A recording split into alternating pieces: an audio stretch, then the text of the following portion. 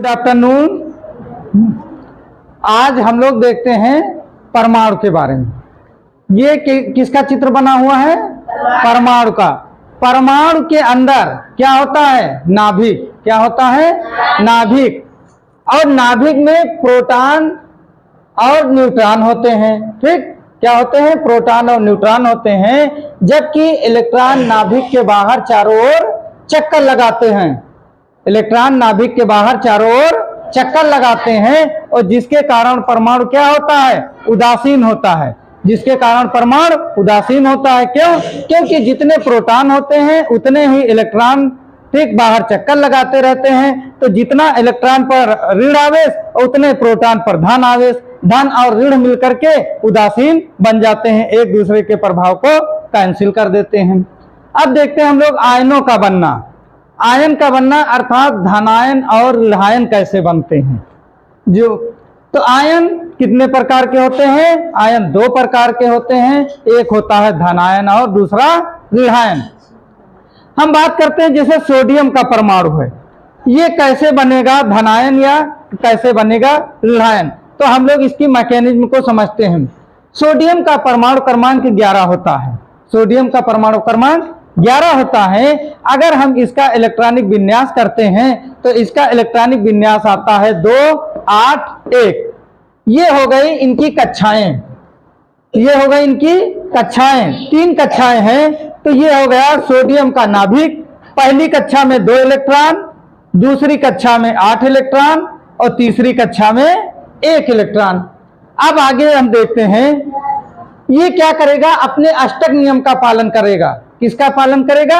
Ashtak, that is 8। ये क्या काम करेगा? अष्टक नियम का पालन करेगा, अर्थात अपने ये 8 इलेक्ट्रॉन को पूरा करना चाहेगा। लेकिन इसके पास बेटा 1 इलेक्ट्रॉन है। जब 1 इलेक्ट्रॉन है तो ये किसी को दे देगा। ठीक, ये 7 ग्रहण नहीं कर पाएगा क्योंकि इसको 1 देना आसान है, 7 लेना आसान काम नहीं है। इसलिए ये क्या करेगा? ये 1 इलेक्ट्रॉन किसी को दे करके जब 1 दे देगा तो इस पर 1 प्लस चार्ज आएगा। जितने इलेक्ट्रॉन देगा उतने प्लस चार्ज। तो यहाँ पर सोडियम जो है 1 इलेक्ट्रॉन, देखिए 1 इलेक्ट्रॉन दे देगा तो यहाँ पर बन जाएगा सोडियम आयन Na+। इसीलिए यहाँ पर देखा 1 कक्षा कम हो गई। देखो यहाँ 3 कक्षाएं थी सोडियम की, यहाँ पर कितनी कक्षाएं बची? 2 कक्षाएं बची, अर्थात 1 कक्षा का इलेक्ट्रॉन इसने त्याग दिया है, किसी को दे दिया है। आगे देखते हैं क्लोरीन। क्लोरीन की जब हम बात करते हैं तो क्लोरीन का परमाणु क्रमांक होता है 17।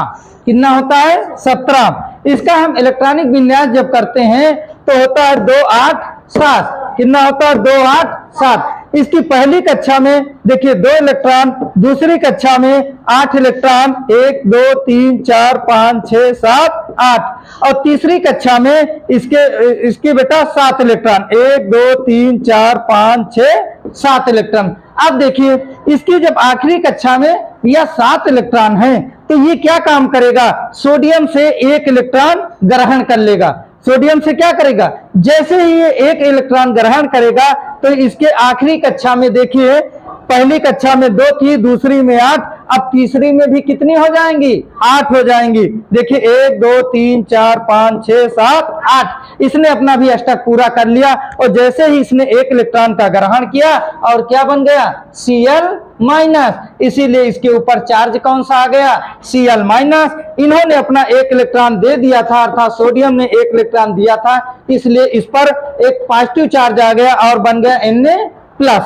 अब आगे बात करते हैं इसी के मके। जब NaCl बना, ठीक, जब NaCl था तो ये किस में टूट गया? Na+ Cl- में टूट गया। क्यों? यहाँ पर प्लस शो कर रहा है, इन्होंने अपना 1 इलेक्ट्रॉन इनको दे दिया है, Cl को दे दिया है और Cl ने 1 इलेक्ट्रॉन ग्रहण कर लिया है। ग्रहण करने के कारण इन पर इस पर जो है माइनस चार्ज आ गया और ये त्यागने के कारण, अर्थात सोडियम ने त्याग दिया 1 इलेक्ट्रॉन इस पर, इसलिए इस पर प्लस चार्ज आ गया और क्लोरीन ने 1 इलेक्ट्रॉन ग्रहण कर लिया, इसलिए इस पर माइनस चार्ज आ गया।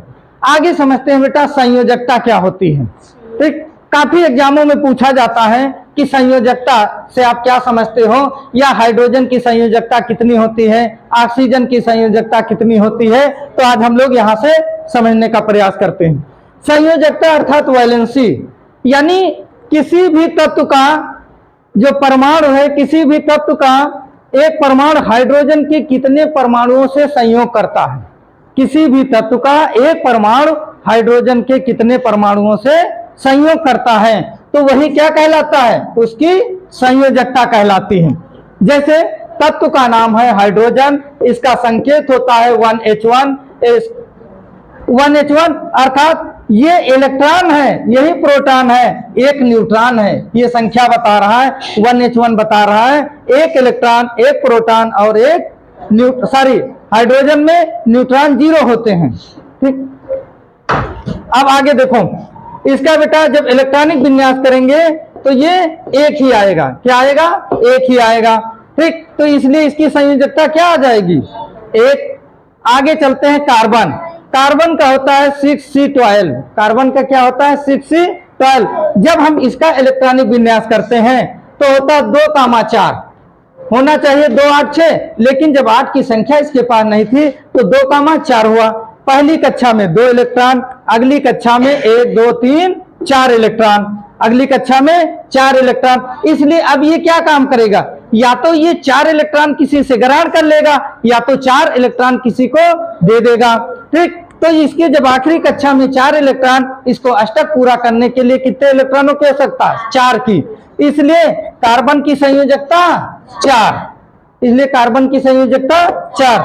आगे बढ़ते हैं, सोडियम। सोडियम 11 Na23 होता है। अगर इसका हम इलेक्ट्रॉनिक विन्यास करेंगे 2, 8, 1 होता है, 2, 8, 1, अर्थात इसकी पहली कक्षा में 2 इलेक्ट्रॉन, दूसरी कक्षा में देखो 8 इलेक्ट्रॉन और आखिरी कक्षा में 1 इलेक्ट्रॉन। अब जब आखिरी कक्षा में 1 इलेक्ट्रॉन है, इसको अपना अष्टक, किसी को अपना अष्टक पूरा करना होगा, तो ये क्या काम करेगा, अपना 1 इलेक्ट्रॉन उसको दे देगा। क्या करेगा, सोडियम 1 इलेक्ट्रॉन दे देगा, और जैसे ही 1 इलेक्ट्रॉन दे देगा तो सोडियम पर कौन सा चार्ज आ जाएगा, पॉजिटिव चार्ज आ जाएगा। कौन सा चार्ज आ जाएगा, पॉजिटिव चार्ज। आगे चलते हैं, ऑक्सीजन। ऑक्सीजन का होता है 8O16, 8O16। तो इसका इलेक्ट्रॉनिक अगर विन्यास हम करना चाहें तो 2,6 होता है। अब यहां देखो, इसकी पहली कक्षा में 2 इलेक्ट्रॉन, आखिरी कक्षा में 6 इलेक्ट्रॉन, इसके पास 2 ही कक्षाएं हैं। अब देखो यहां पर बेटा 6 है इसकी आखिरी कक्षा में, ये अगर अपना अष्टक पूरा करना चाहेगा तो क्या करेगा, 2 इलेक्ट्रॉन किसी से ग्रहण कर लेगा। क्यों, क्योंकि इसके पास 6 तो ऑलरेडी है ही, तो ये 2 इलेक्ट्रॉन जैसे ही ग्रहण करेगा तो उस पर कौन सा चार्ज आ जाएगा, माइनस चार्ज, और ऑक्सीजन माइनस बन जाएगा। ये 2 इलेक्ट्रॉन ग्रहण करने के कारण ऑक्सीजन की संयोजकता कितनी हो गई, 2। ऑक्सीजन की संयोजकता कितनी हो गई, 2। ठीक, इसी प्रकार अगर हम देखना चाहे, क्या क्वेश्चन पूछा जाता है कि जल में ऑक्सीजन की संयोजकता क्या होती है। जल में ऑक्सीजन की संयोजकता, ये जल का सूत्र होता है H2O। क्या सूत्र होता है, H2O। अब देखिए, ये है ऑक्सीजन। क्या है, ऑक्सीजन। ऑक्सीजन के आखिरी कक्षा में कितने इलेक्ट्रॉन, 6 इलेक्ट्रॉन, 1, 2, 3, 4, 5, 6। इसके दो तरफ हम हाइड्रोजन लगा देते हैं, ये हाइड्रोजन, ये बेटा हाइड्रोजन। हाइड्रोजन के आखिरी कक्षा में कितने इलेक्ट्रॉन, 1 इलेक्ट्रॉन, इधर 1 इलेक्ट्रॉन। ठीक, अब देखिए ऑक्सीजन अपना अष्टक पूरा करना चाहेगा तो ये क्या करेगा, 6 इसके पास आई हैं ऑलरेडी, 1 यहां से 1 यहां से, ये ग्रहण कर लेगा और इसके पास ये देखो कितने इलेक्ट्रॉन हो गए, कितने इलेक्ट्रॉन हो गए, 8। और हाइड्रोजन क्या करेगा, ये बेटा इससे 1 इलेक्ट्रॉन ग्रहण कर लेगा, अपनी साझेदारी निभाता रहेगा। इधर ऐसे भी हाइड्रोजन 1 इलेक्ट्रॉन ग्रहण करके अपनी साझेदारी निभाएगा। अब इसके स्ट्रक्चर कैसे बनेगा, ये ऑक्सीजन हो गया, 1-1 की इधर साझेदारी हो गई बेटा, ये देखिए ये क्या बन गया, इसका स्ट्रक्चर बन गया OHH। अर्थात यहाँ पर ये बताता है कि ऑक्सीजन जो है ऑक्सीजन की संयोजकता 2 है, ऑक्सीजन की संयोजकता 2 है, अर्थात ऑक्सीजन जो है हाइड्रोजन के 2 परमाणुओं से जुड़ा हुआ है। ये भी हम कह सकते हैं ये H2O है। किसका सूत्र है? H2O है। H2O में जल में ऑक्सीजन की कितनी संयोजकता है? 2, अर्थात ये 2 तरफ से बंधा हुआ है।